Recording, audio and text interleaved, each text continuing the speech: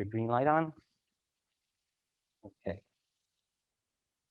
Hello and welcome everyone to the Cape Cod Museum of Art. I'm here with Grace Hopkins, and she is the juror for this exhibition, Insight. I'm Benton Jones, the director of the Cape Cod Museum of Art, and this exhibition was conceived before the term insight became a national phenomenon. I was actually talking with my brother, and we were trying to think of a theme that would be very open-ended and allow for artists to interpret as they, in a very broad way, so that the theme wouldn't be restrictive. And we came up with the idea of insight. And then all of a sudden, there was this march on the Capitol, and it became the buzzword.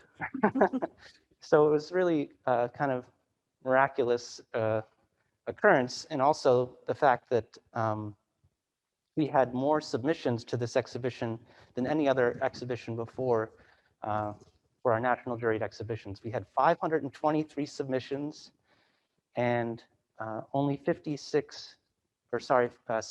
artworks were selected.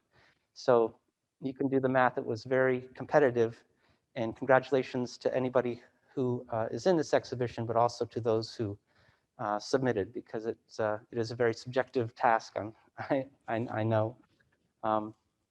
Let me just introduce Grace a little bit more. You know, we're friends.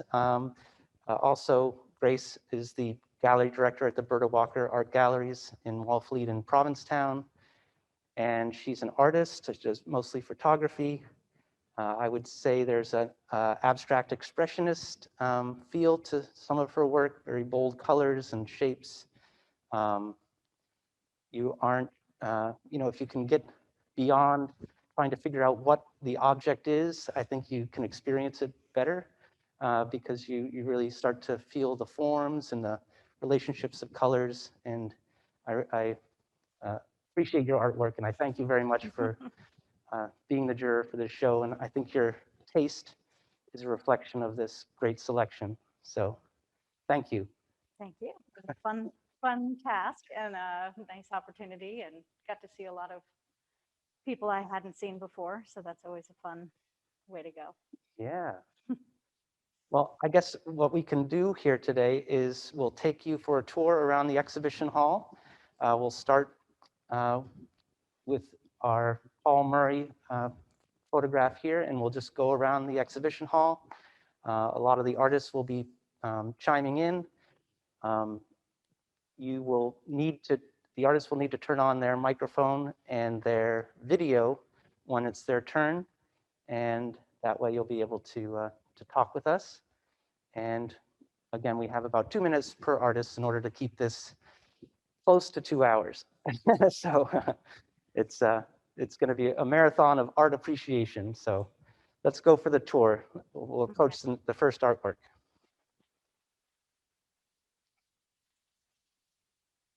Okay.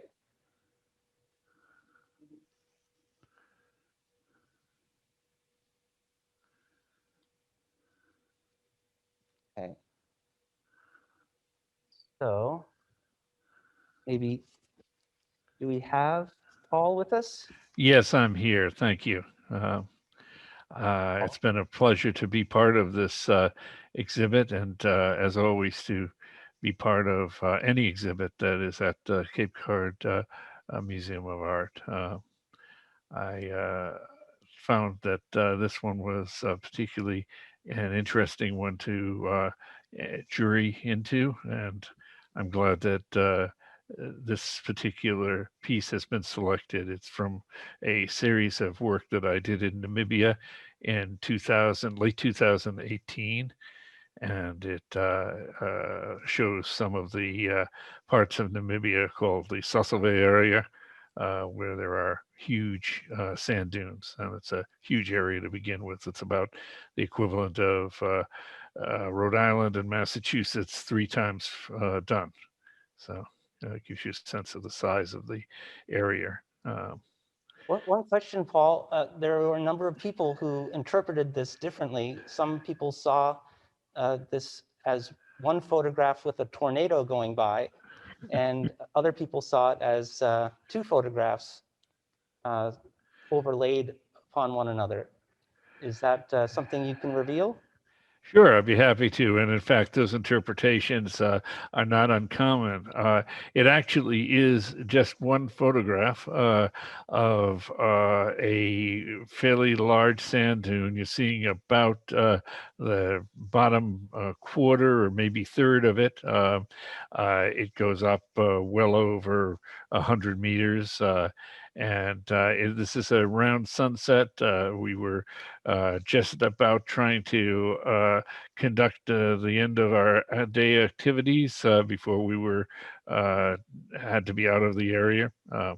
And so what you're seeing is the fact that the sun hits these curved surfaces, and in this case, a ridge that's coming down of sand, and the tree, and actually two trees that you see at the bottom, along with that small strip of ground, is part of a dry riverbed. So those interpretations I certainly can appreciate, but it is actually what I really saw there.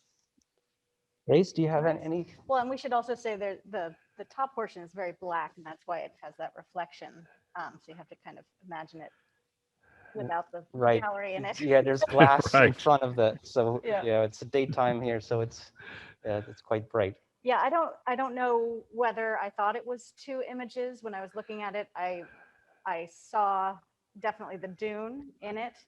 But I liked the idea of the perspective and not knowing where you were standing in relation to something. So that was really interesting for me.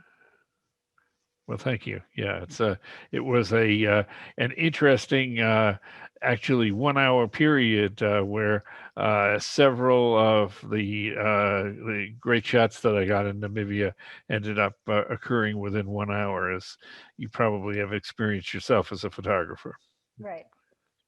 Great. Well, thank you very much, Paul, for zooming in today. And we hope we can all get together in person next reception.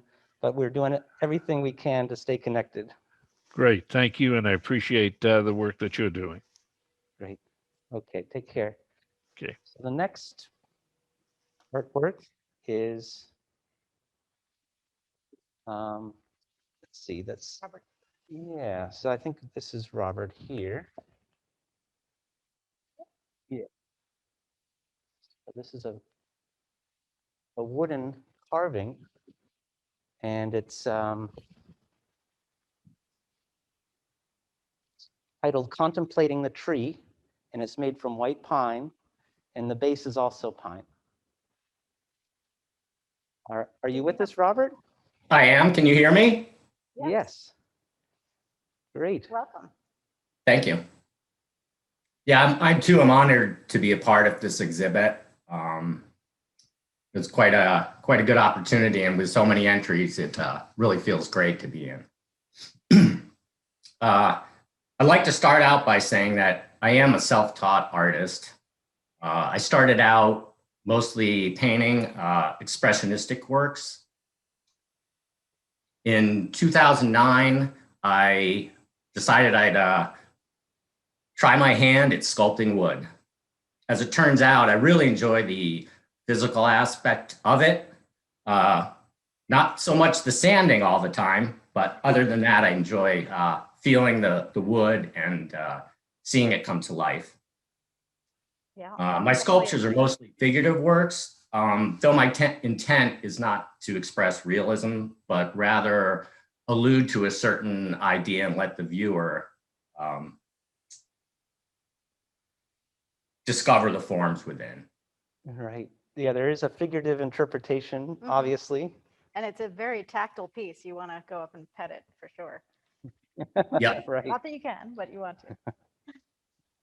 Right. You were part of an exhibition recently that was also had a white pine work that was a spiral, and that one was more abstract.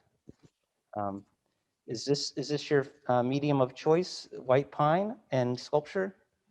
Sculpture is, I've done some plaster cloth pieces. But the wood, I mean, I use oak. I really like cedar. It's really whatever's available. I've made pieces out of trees for my yard. This piece, as well as the other one that I had in the show there, is from big slab wood. Okay. Well, it looks like you had fun making it, Mhm. and Beauty. it really fits in very well in this corner here with all these beautiful oranges.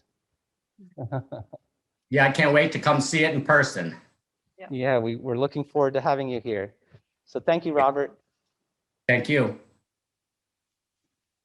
Okay, next up we have Elizabeth Slayton, and her work is this very horizontal piece here. It's called Almost Home, and it's oil on canvas. And I have an interpretation, but I don't want to, I would like to hear Grace's first. Do we have Elizabeth here? Or? Do we have Elizabeth with us? Okay, well, we can read her statement. Do you want me to? Sure. She says, I paint in a wide range of subject matter, including still life, plant life, abstract images, and landscapes.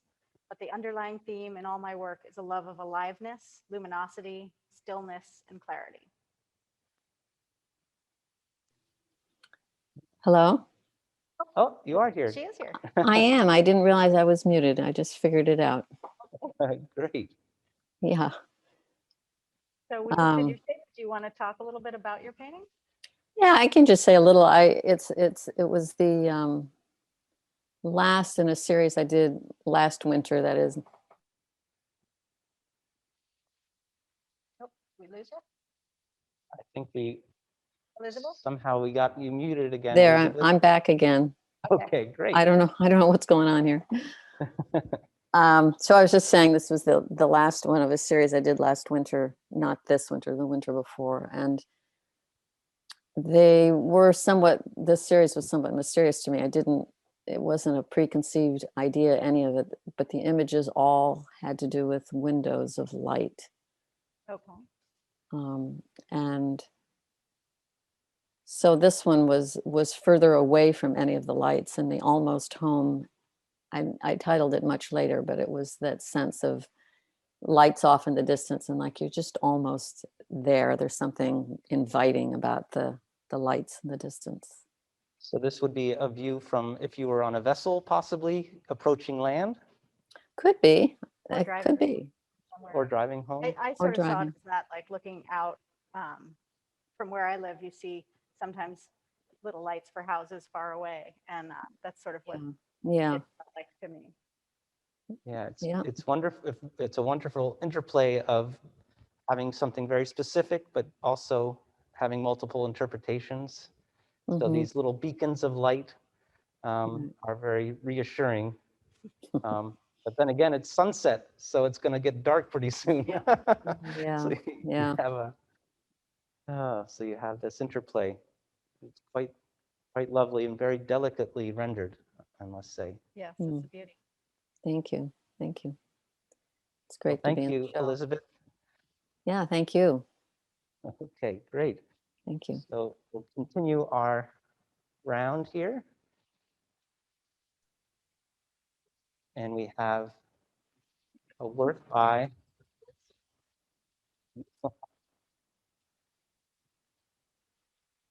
Maureen Callahan. You've become quite a familiar face here at the Cape Cod Museum of Art, Maureen. Hi, Benton. Hi. Thank you. Hi, Grace. So would you like me to speak first? Can you hear me? Yes, yes, please do. Okay. So this painting, I thought really worked well with Insight because I started painting it during COVID. And it kind of had a journey on its own through a lot of highs and lows for both myself personally and from the perspective of the global COVID situation that we were all involved with. I finished it up in January, and I just felt that it had a lot of viewpoints, and it had some vantage points that I could see, but it had a continuum, that red line through it, that represented, I think, how I was feeling, and to some extent am still feeling, about what we're all experiencing. Well, the So- title makes that pretty clear, right? Seeking perspective. Correct, which I think all of us are looking for insight and perspective as we navigate what we're experiencing. I didn't intend this. I start these types of paintings really with no intention. Just start painting. And I'm focused mostly on composition. I can work with the palette. It changes a lot often. This was kind of a dreary painting, I would say November, December. And it started to change after that. But once the composition starts to come together, then the painting forms itself, really. But afterwards, it's time to kind of reflect on what you're seeing. And so that's pretty much seeking perspective was what I was seeing. Nice. Yes. Yeah, I love how it doesn't let you land anywhere. You're continually flowing throughout. Yeah, and the flow, I think, was a big part of this painting. Right. And it looks like you can interpret it as a landscape, or just completely abstract, or bodies of water, an aerial. So it just has this in-between sense of, and the viewer is seeking perspective as they look at it. Yes. Wow. Well, thank you, Maureen. Yes, and thank you so much for the opportunity. Really appreciate it, and all the great work you're doing. Well, and your great work. If it weren't for the artists here, then our work wouldn't be possible. So thank you. So true. Bye-bye. Okay, bye.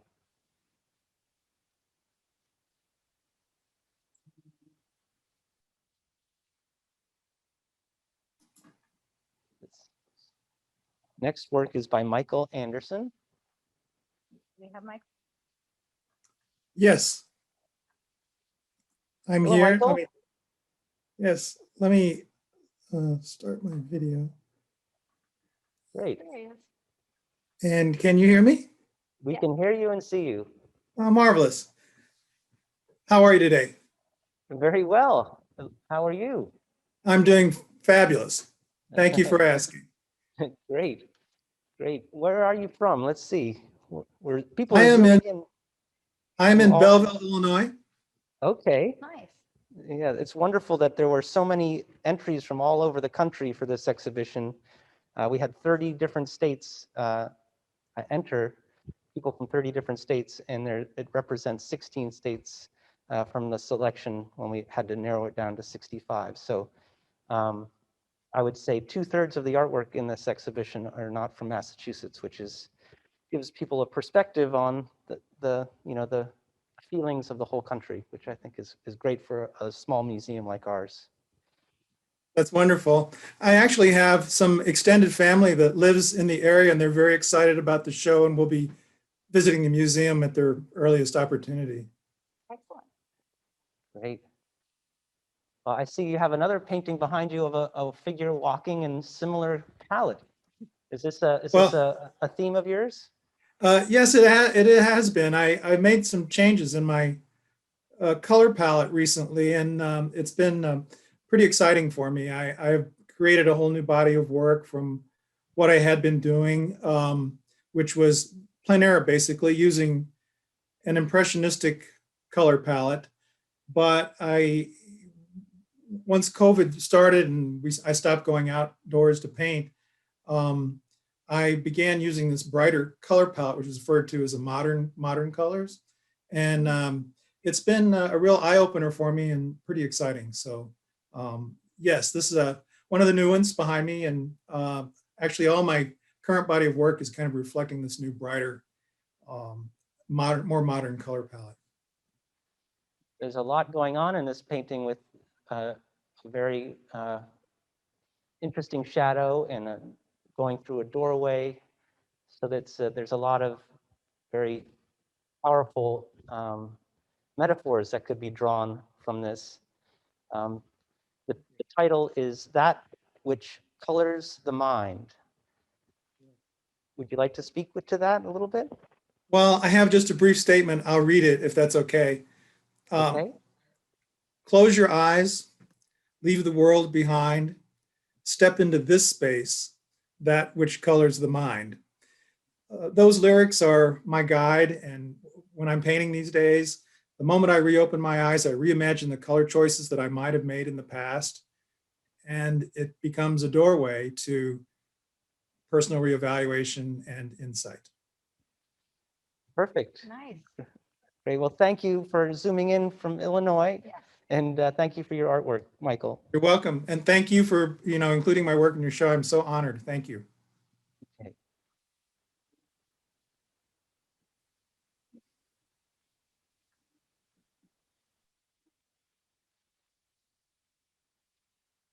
So yeah, we go to Hugo. I guess I'll need to do anything under glass at an angle. Yeah. Because otherwise we will have We'll be looking at the the room. lights. Yeah. Okay. So this is Hugo Rizzoli.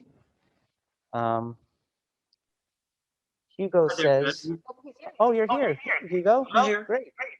Let me see if I can see you guys again. We I'm can going to see have you and to. hear you. Do you hear me all right? Yeah, we hear you just fine. Okay. Let's see if this is working now.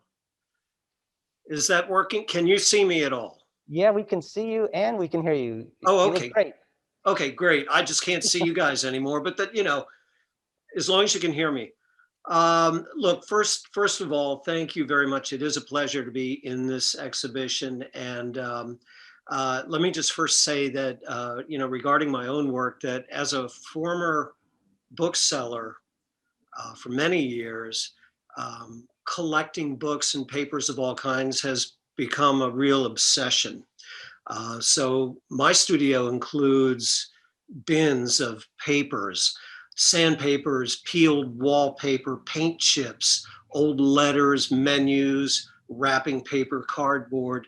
So working in collage became a natural outlet, and that's what this piece is.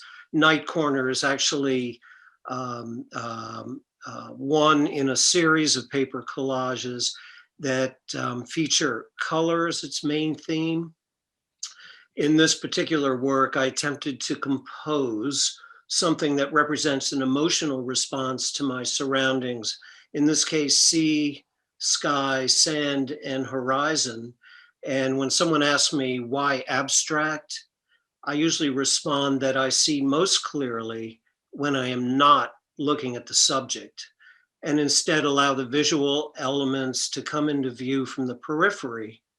And here, that would be a tan space broken by a wedge of night sky, and then stripes of related colors that appear at the edges and finish the picture.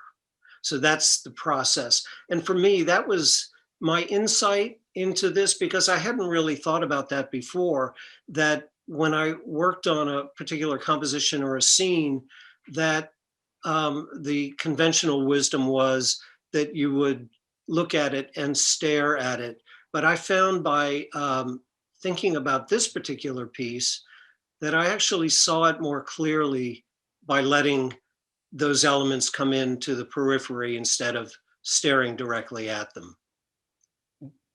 Grace, do you have some thoughts? Yeah, I have to say this was one of my particular favorites. I have my father was one of the people who brought Corn to New York from California and got him his first show. And it has that similar kind of feeling to me of the layers of really soft colors and just the beautiful abstraction and the painterliness on top of the papers, as well as, the collage form. I just really love this piece.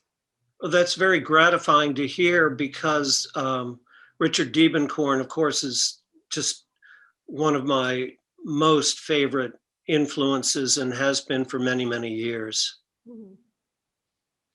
Well, thank you, Hugh, for zooming in with us today, and we look forward to seeing more of your work. I know you show on Cape Cod, and just keep on making your beautiful artwork. Thank you so much, and thanks for doing this show. Okay, take care. Take care.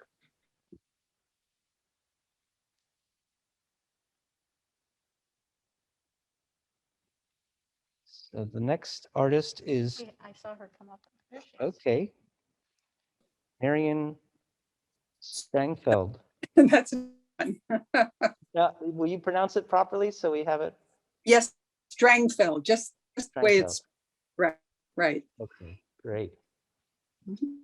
Well, Well- I am a Cape Cod artist. I'm in Harwich, and I was fortunate to be in the art for my whole career. I was a high school art teacher and K-12 art director in Hopkinton.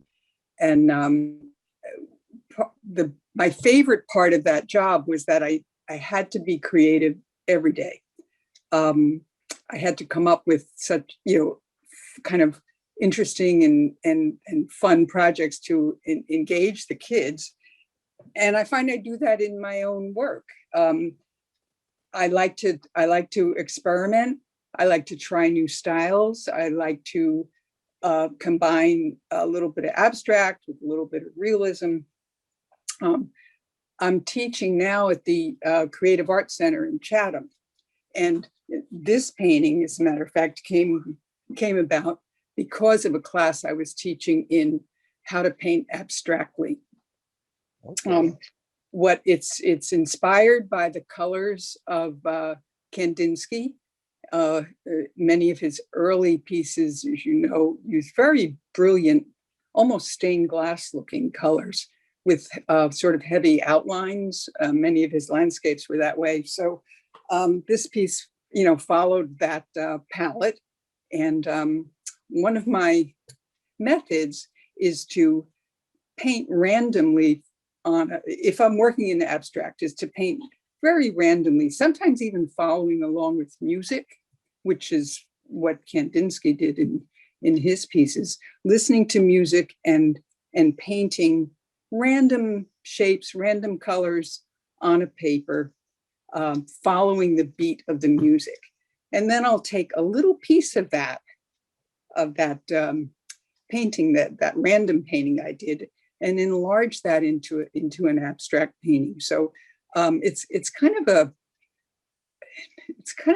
fun way, really, to come up with a composition rather than trying to invent it from the beginning. You allow yourself to just play with colors, play with shapes, and then see where that.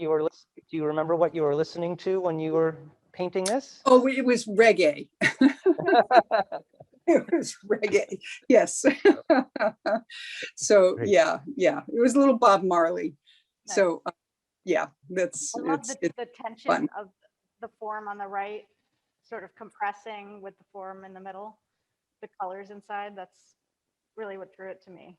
Oh, that's good. Well, I also have to compliment you guys on how you were hanging this show, because these orange pieces, all of us Right. artists who have worked in orange, they look fabulous together. What a nice little corner. Even the wooden sculpture has kind of an orange tone to it. So it's sort of the warm corner of your show, I think. Yeah, it is. Thank you. Well, I think that's a tribute to Grace for figuring out these groupings, and I'm happy that I was able to pick up on that. Yeah. So Yeah, It's that's a- great. we So collaborate. again, thank you so much for including my piece in your show. I'm just delighted to see it there, and I can't wait to see it in person too. So Great. Thank you very much, Tina. Yeah.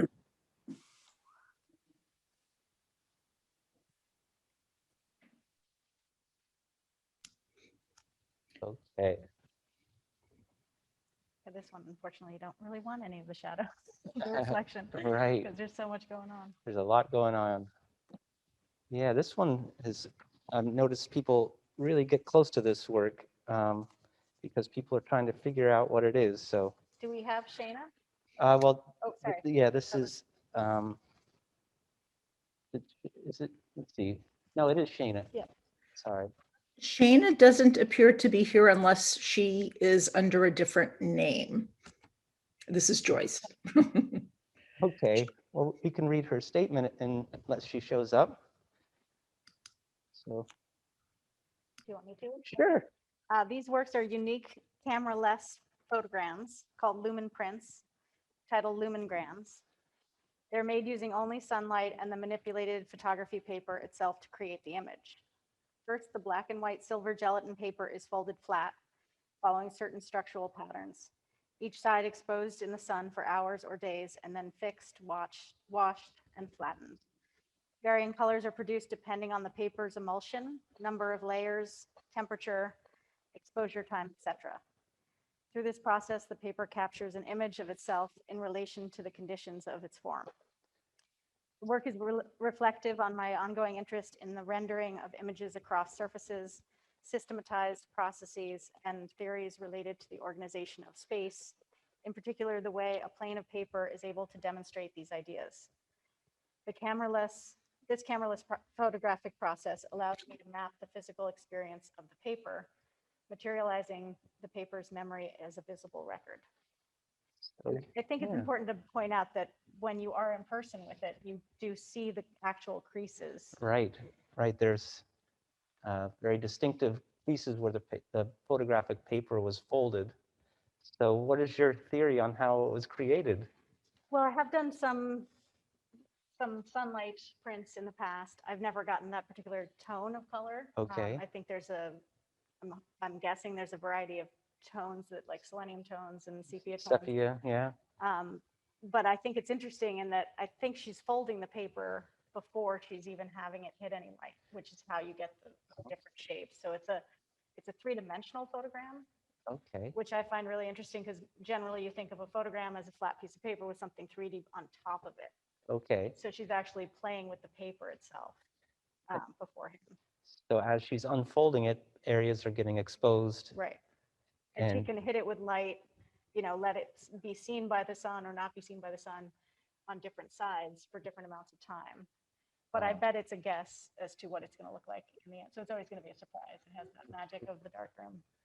It has a great theme to the insight Yes. that you're bringing this paper into the view of the sun and it's creating the artwork. And it's an interesting idea also of a chronology, but in a different form where the chronology is the amount of light that it was exposed to, and instead of a timeline, you have a light line. Well, and the temperature is actually important too when you're outside. If Oh, it's really? a hot day, it's a different kind of color than a cold day. Okay.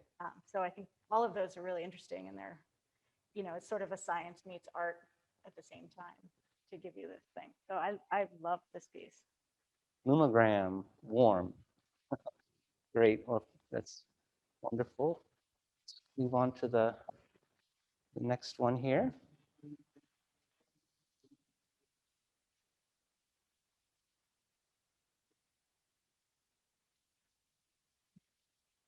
Okay. Another one. Yeah. Reflection. So I Since guess, it is a reflection of a reflection. yeah, this one we'll need to position a little bit better. Oh, I think Maybe you on had it better on the other side. the other side.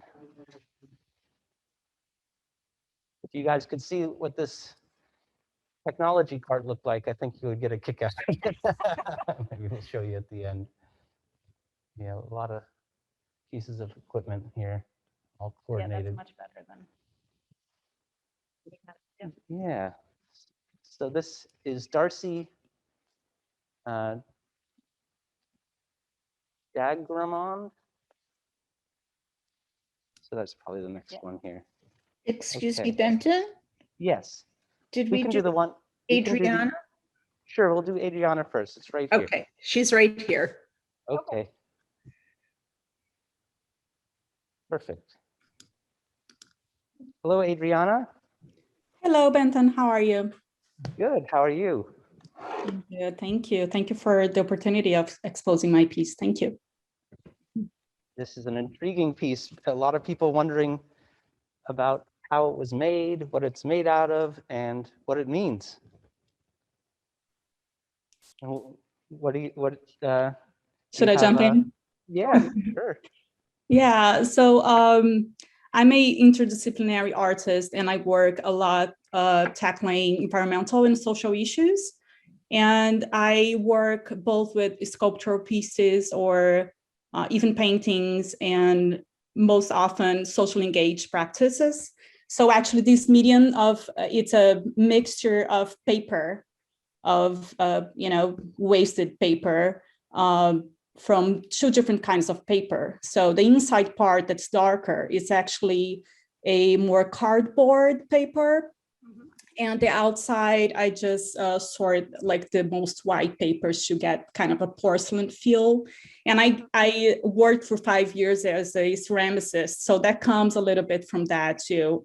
And I just love playing with shapes and forms and minimalist forms that can, express something that's coming from inside. I'm also very inspired on wabi-sabi. So that comes from that too. And this piece, it's really funny because I called this piece Inside before I saw the exhibition. And it was an insight that I could use these wasted material for sculptural mediums. And I decided to do something that was the reflection of that inside. That's why the shape, and that's what it come about. Yeah, I really love the density of it and the heaviness of it, even though it's made out of paper and it's probably pretty light. It's really Yeah. looking at it now, you can see sort of an eye situation, which I wasn't going for, but I like that too. It feels to me like it's a cocooning kind of feeling as well as the idea of an eye. Yeah, and just to reinforce the idea, all the materials that I use are sourced from waste or discarded materials that are donated to me, and that's part of my methodology. So I don't like, polishing the piece. That's why it's pretty raw and looks dense, and you can't quite figure out what it is. And that's part of my methodology, really. Yeah. That's what I liked about it too. Yeah. The material use, definitely. It's your insight into the materials and your environmental connection to the artwork that it comes through. Yeah. Thank you. Well, thank you very much from zooming in from Maine, right? Yes, exactly. Orono, Maine. That's wonderful. Well, I hope you submit to future exhibitions here at the Cape Cod Museum of Art. I will, thank you. And I can't wait to see it in person too. Oh yeah, I hope you do. Yes, thank you. Okay, take care. Now, yeah.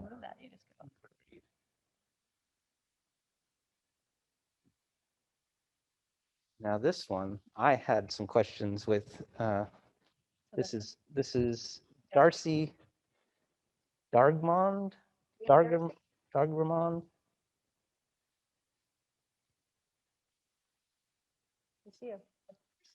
Yeah, I don't know if that's her. We can start reading her statement while she tries to connect here.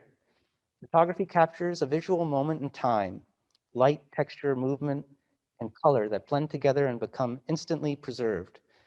Every image allows us the freedom to draw our own unique impressions, thoughts, feelings, and ideas. Our perspectives are drawn from our own individualized experiences. No two people experience the same life. My hope is to capture images the viewer can connect to and apply their own interpretations and possibly introduce a different point of view. My knowledge of photography stems from classroom and professional education combined with self-taught experimentation and exploration. This approach enables me to keep one foot on each side of the fence, learning the tried and true while keeping an open mind to the what ifs. If just one of my images makes you pause, look again, and generate a thought or emotion, then I'm honored to have communicated in such a way. Learning is a lifelong process. Each day is a new adventure. So my one question, I guess, I like the composition and I like um, the abstractness, but with a very representational theme. If you look, you see all the people. Mhm. But I was wondering if this was digitally a digital alteration of a photograph, or if this was actually a piece of mirrored glass that was somehow reflecting. Yeah, I pictured it as like a mall atrium or some large space right. where you can kind of zoom in and find the piece in Okay. in the ceiling. It could be, it's manipulated, but I think it could go either way, which I liked about it. Yeah, either way works. So I think in the title we should say is Through the Rabbit Hole. Yep. And it's got the very central. Is this Darcy? Do we have Darcy? That's Beth. She's up next. Okay. So I think we'll go on to Beth Caruso. So I Hi, think hello. Porch on I'm going to go to the other side here so we can try to get the reflection out. It's not easy. We had to pick a sunny day, right? Yeah, right. Okay.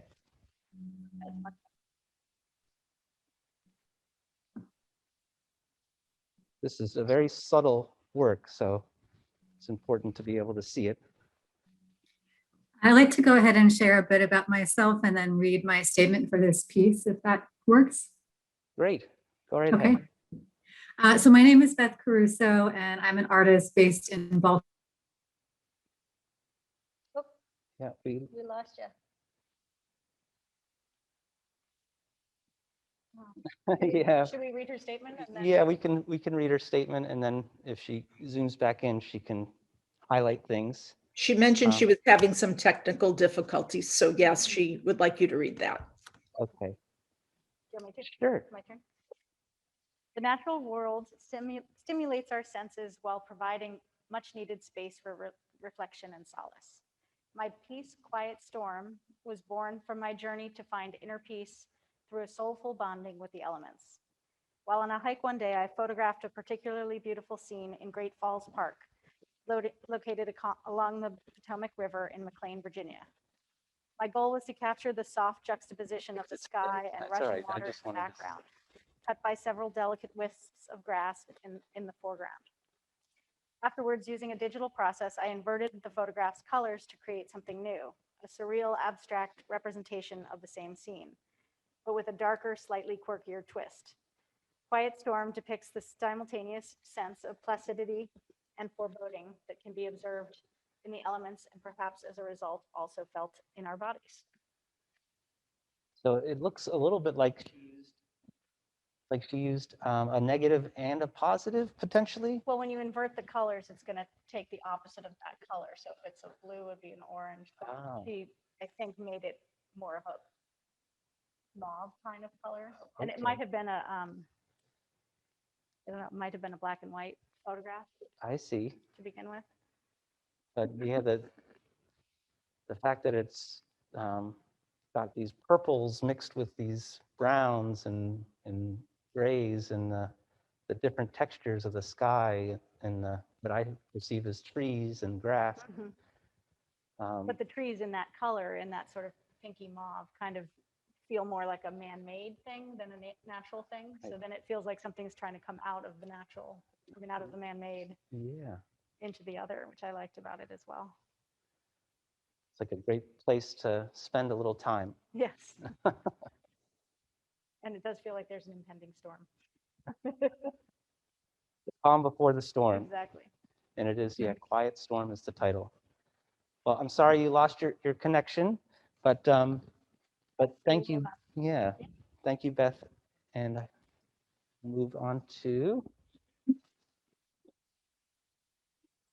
another piece, Behind Glass. Yes. Okay.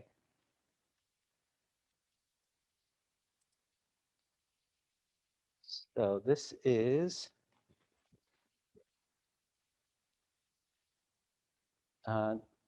Is it Trevor? no, this is Damon Arthos. Let's see. Oh, Steve. Yes. So we have, no, let's see. It says a Damon Arjos.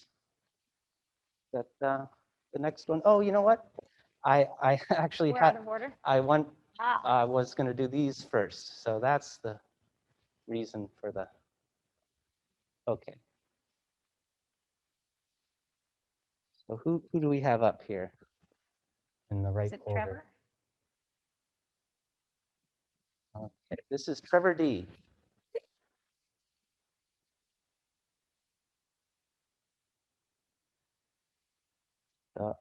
Did I see a D? Okay, Do we have Trevor? He's here, but he hasn't unmuted yet. Okay. Well, we can say that this is titled Three Faces, and it's a digital photograph. Do you want me to read the statement and then Sure. he can jump in? The world of ice, it's ever changing, always moving, and oh so mysterious. Each winter, an entire world and landscape is formed within and beneath the ice on a macro level, and then it all just melts away, waiting to be created and discovered all over again next winter. With only my camera gear, a warm coat, and many hours spent on frozen rivers, lakes, and ponds, I went in search of capturing this magical world to share with you. Wow. So that's Oh, and then he has a little bit about the piece. the piece itself. Okay. Sometimes nature's most wonderfully detailed works of arts are so minuscule, it takes a lens to reveal its beauty. No larger than a $1 coin, this intricate pocket of frozen air in ice glistens in a golden hue as the sun hits the rocks beneath the ice. Wow. So that's it looks like it's probably a representational and not digitally altered photograph, which is surprising to me because it almost looks like a painting with brush strokes and but it's probably something that you use the macro lens for and, Right. and zoom in and capture a whole microcosm. Has the macro micro play to it too. It could be a whole universe. And it has the feeling of sort of science and art again, where you're because of the title, you're looking for faces in it. You're looking for three faces, but it is ice. So it can also just be ice. In all its complexity. Yeah. And I love the color and the tone of it as well. It had that feeling of something lay on top of something, like all the different layers Right. of winter. And you can see the ground underneath the ice, so there are layered interpretations. Mm-hmm. If Trevor is not unmuting, then I think we'll move on to Stephen Althaus. Yes. We have two works of Stephen. Okay, so maybe we'll try to do those. I just couldn't decide. So now you're going to see certain reflections, but the paintings behind are obviously not part of his work. Stephen, are you with us? He is not. Can you please read his statement? Okay, I can read this one. Like so many artists across time, I feel compelled to portray aspects of the human race. I utilize old, worn objects and implements. Oh, wait, we got Stephen. Okay. Stephen, are you there? All right. Yeah, hi. Oh, there you are. Hi, Stephen. Hello. Hello from central Pennsylvania. Great. That's really wonderful to have your perspective on Insight. Well, thank you very much. I'm honored to be in the exhibition. I'm living in Amish area, and the words that you see on this piece are actually, it's Pennsylvania Dutch. And my background is actually sculpture. And my pieces were becoming more and more conceptual. I was finding more magic in actual found objects than in my sculptures that I was making. So I was using found objects. And then I started using photography to formalize my found objects. So this is a photograph of an implement, but as a sculptor, sometimes if I can't find the implements I'm looking for, or the objects I'm looking for, I will make them. So I made this piece and hand lettered the Pennsylvania Dutch onto this piece of ribbon. It's kind of like it's the back of a tape measure, actually. So the whole piece has been fabricated by me, and then I photograph it with a very large view camera using 5x7-inch film because it captures so much information, much more so than I could find with a digital camera. And then I scan the film after I develop it and work on it digitally just to make it printable, and I print it myself. So this is a piece that's inspired. I like to travel around the world, and I love humanity, and all of my artwork, I'm hoping, expresses some of the mystery that I find with the human race. And I also find there's a lot of paradoxes with ourselves. We are wonderful species, but we also do things that aren't so wonderful. And this actually, I'll span over to the other one if you want to. Yeah, sure. They're both related, actually. So yeah, they're within view of each other.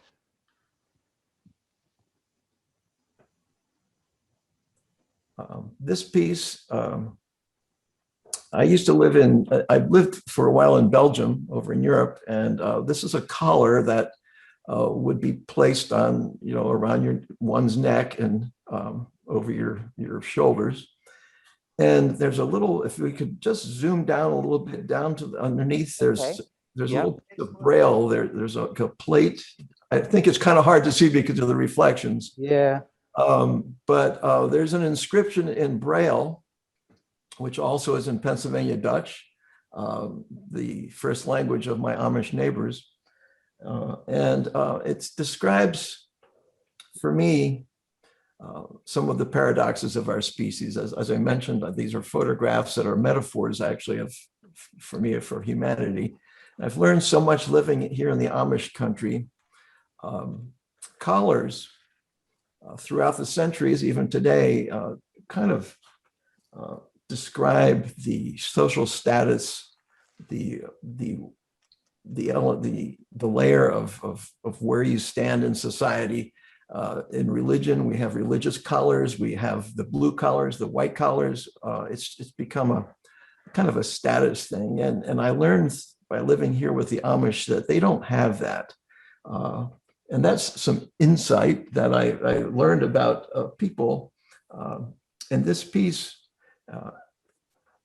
addresses that. And I like to write in messages that are unintelligible, such as in Braille or Pennsylvania German. Sometimes I use Zapotec from Mexico, different languages that relate to my own life experiences.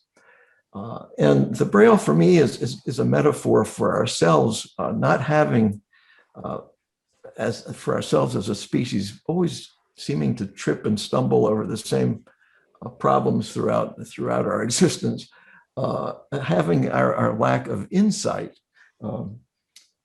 But it's not all negative. I'm fascinated by humanity, and I think that my artwork allows me to, in a personal, symbolic way, express my feelings of mystery about ourselves. So, and that's very much for me. I had a hard time not putting all three into this show. I loved the craft and the special quality that you put on the objects. Every part of it, especially now that I've heard how you do them, is incredibly meticulous, and it puts these items that I think one would just walk past onto this pedestal and really makes you stop and think about them. And it felt like there were all these hidden stories behind them, and like you could feel the history in the objects. in particular. And that was sort of what I was looking for with Sight with this one, was just that, like you said, insight into humanity, that feeling of the people who had these things and then the life that you've given them into the art that it's now living in. I just really loved these pieces. Well, I'm very impressed at your insight into this work because, because yes, they're very personal. And these are objects that people would ordinarily overlook. They're just simple things, and I like taking them and monumentalizing them, or they're sacred to me. They represent so much to me, and I'm really impressed that you were able to kind of tune in on that. Most people don't. Especially, they're dark. The pieces are dark. They're monochromatic. They don't have the pizzazz of color. But that's not what I'm looking for when I'm working on my own work. Right. Well, you're not jazzing them up. You're showing them, which in just a beautiful way. I really love them. So if we'd had more room, I would have put the other one in too. Thank you very much. Well, thank you, Stephen. Enjoy the Pennsylvania mountains. Thanks. Thank you so much. Okay. So next up we have Hongmi Hung, and it's a ceramic piece. And I'll zoom in. Now, the pedestal, is that yours or did that come along with it? The pedestal is ours. Because I like that with it. Yeah, Very much. I wanted to. Wasn't in the picture. So. Yeah, right. It was just a ceramic piece here. It looks like a coil vessel, but Broken open on yeah, not a traditional coil vessel. Looks like different clay bodies, but perhaps. I do see Hongmi tuning in here, so maybe would you like to say some words? Oh, please unmute. Right.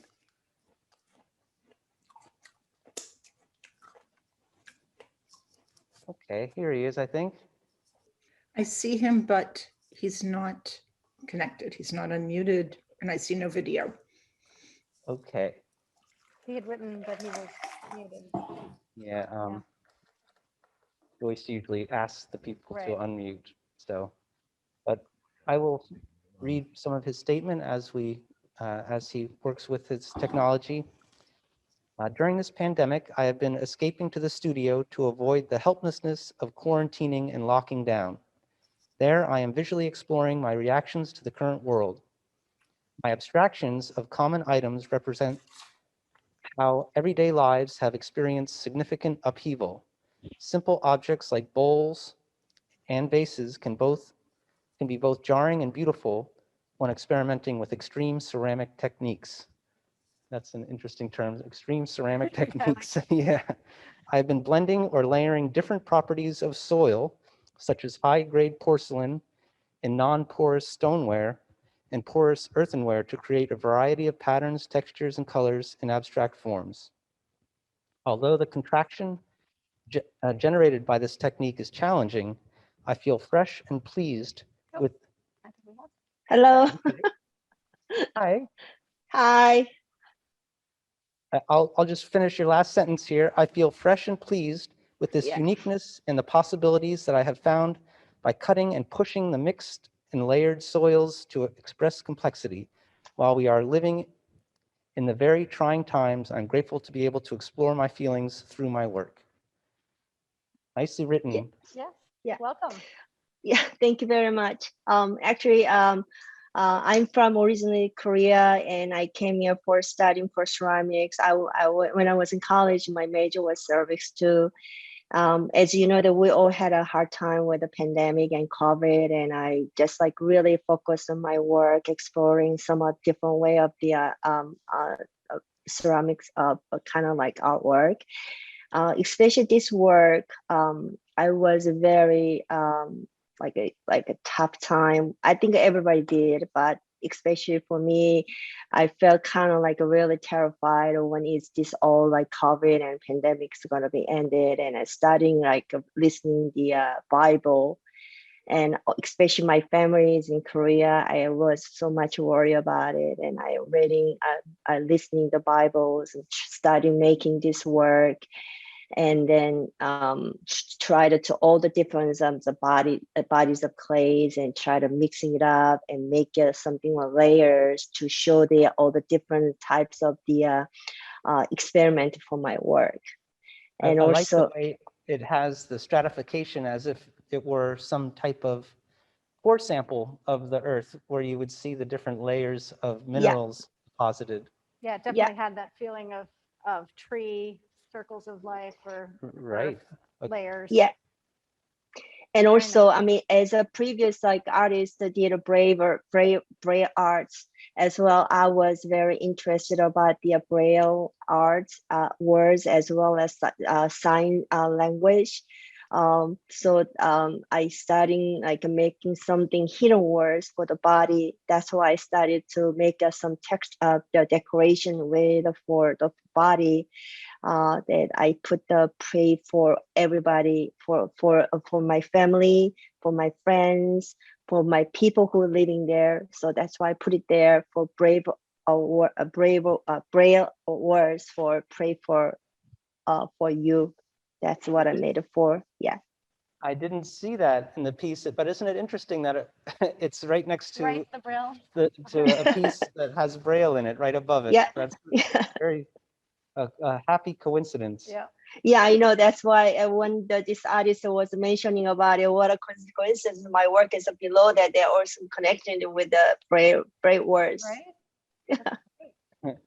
Wow. Wonderful. Well, thank you for zooming in with us today, and continue your experiments with your ceramics. They're really Thank you lovely. very much. So we're Okay. going And over. also, Yeah.